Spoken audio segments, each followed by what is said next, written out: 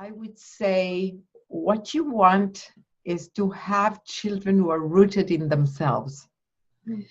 And that ties with the name of the book, Raising Our Children, Raising Ourselves, because for your child to be rooted in herself or himself, you have to be rooted in yourself so that you are not running around trying to make your child behave a certain way to impress someone.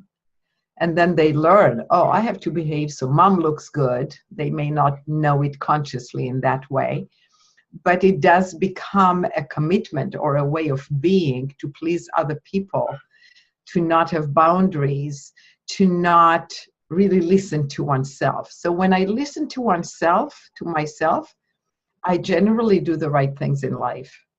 But when I try to do something that isn't authentic to me, that isn't what's right for me, but I'm trying to please someone else or to accommodate or because I'm afraid what they would say, then I'm in trouble. Mm. And for kids, it's even the dangers of molestation, the dangers of, as teenagers, being under the peer pressure. All of those things, children who are rooted in themselves don't fall for peer pressure. Mm. A child who is rooted in themselves, a teenager who is rooted in themselves, are not going to have some person tell them what to do with their body or what's pleasing to them and what's not pleasing to them, because they know it's about me. I know inside what's right. And it really, and those things start with simple things like sleeping with your baby and young child.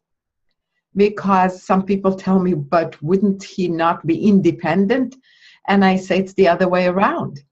Because when your child wants to sleep with you and the baby gives you cues that they want to be next to you all the time, and you say to the child, to the 4 years old or 5 years old, no, you should sleep in your own room or in your own bed, and they want to sleep with you, what are you teaching them?